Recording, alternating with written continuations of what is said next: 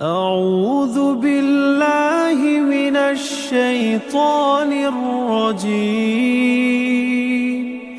بسم الله الرحمن الرحيم. الرحمن علم القرآن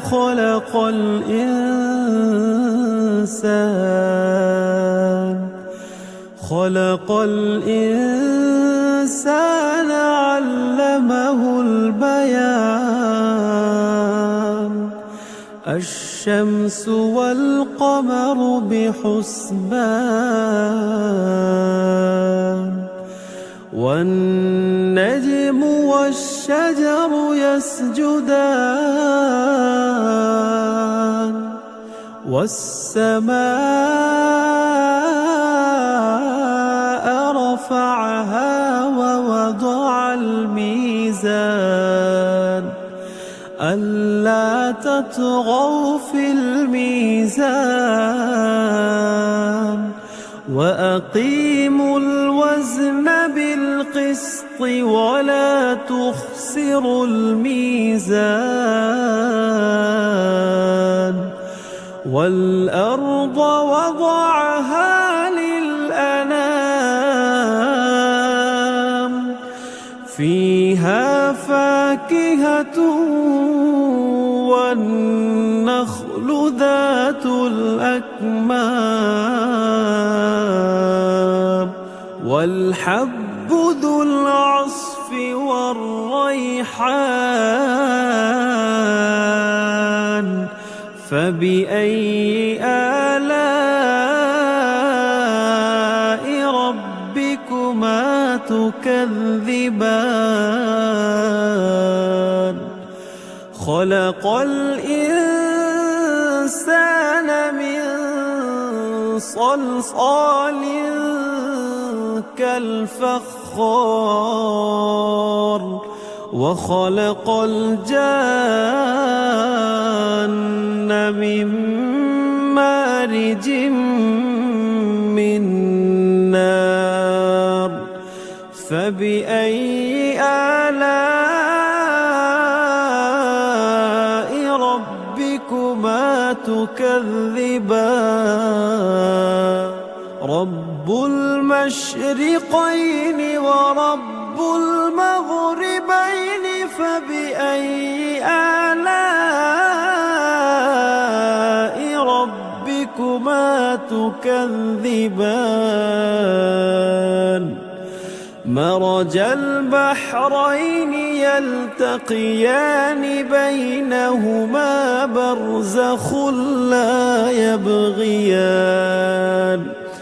فبأي آلاء ربكما تكذبان؟ يخرج منهما اللؤلؤ والمرجان فبأي آلاء ربكما تكذبان؟ وله الجوار المنشآت في البحر كالأعلام. فبأي آلاء ربكما تكذبان؟ كل من عليها فان ويبقى وجه ربك ذو الجلال والإكرام. فبأي آلاء ربكما تكذبان؟ يسأله من في السماوات والأرض كل يوم هو في شأن. فبأي آلاء ربكما ربكما تكذبان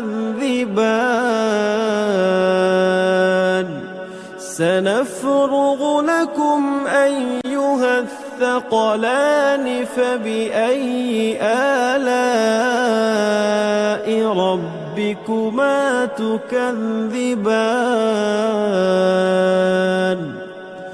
يا معشر الجن والإنس إن استطعتم أن تنفذوا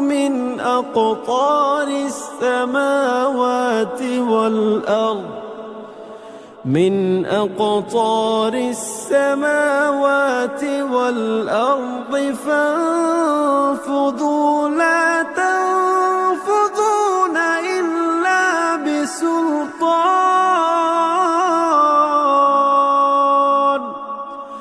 فبأي آلاء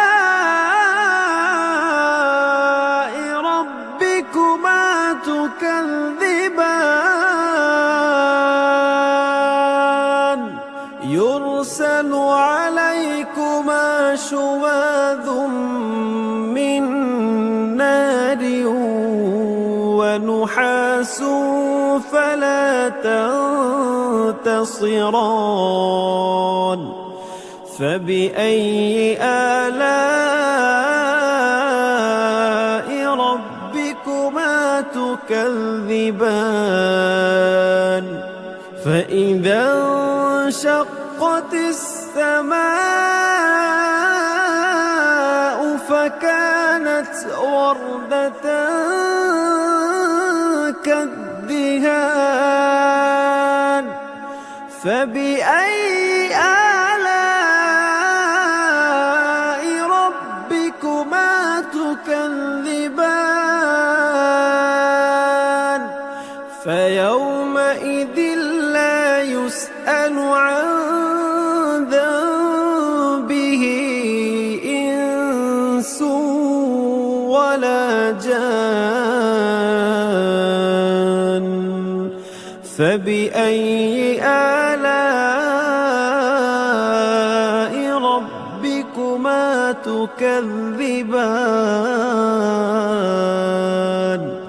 يعرف المجرمون بسيماهم فيؤخذ بالنواصي والأقدام فبأي آلاء ربكما تكذبان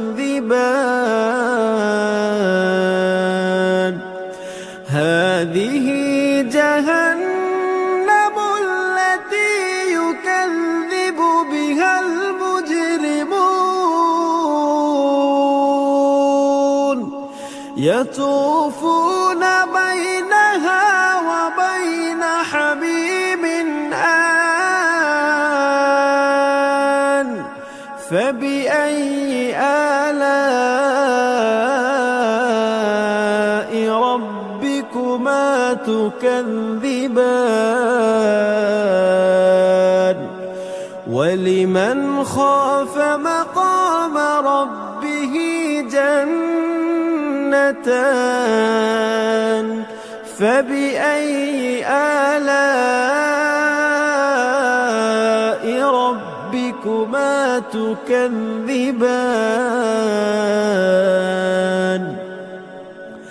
ذواتا أفنان فبأي آلاء ربكما تكذبان فيهما عينان تجريان فبأي آلاء ربكما تكذبان فيهما من كل فاكهة زوجان فبأي آلاء ربكما تكذبان متكئين على فرش بطائنها من استبرق وجنى الجنتين دان فبأي آلاء ربكما تكذبان فيهن قاصرات الطرف لم يطمثهن إنس قبلهم ولا جان فبأي آلاء ربكما تكذبان كأنهن الياقوت والمرجان فبأي آلاء ربكما تكذبان هل جزاء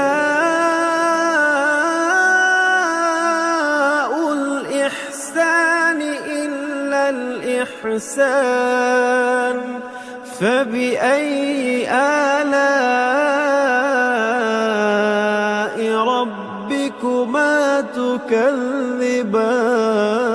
تكذبان ومن دونهما جنتان فبأي آلاء ربكما تكذبان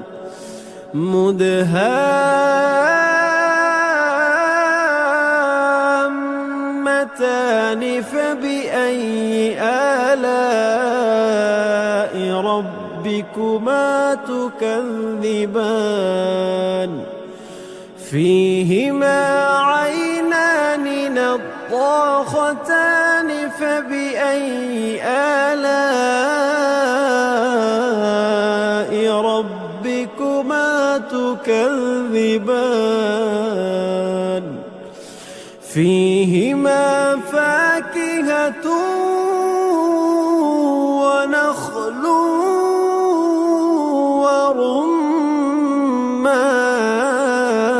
ورمان فبأي آلاء ربكما تكذبان فيهن خيرات حسان فبأي آلاء ربكما تكذبان حور مقصورات في الخيام فبأي آلاء ربكما تكذبان لم يطمثهن إنس قبلهم ولا جان فبأي آلاء ربكما تكذبان متكئين على رفرف خضر وعبقري حسان فبأي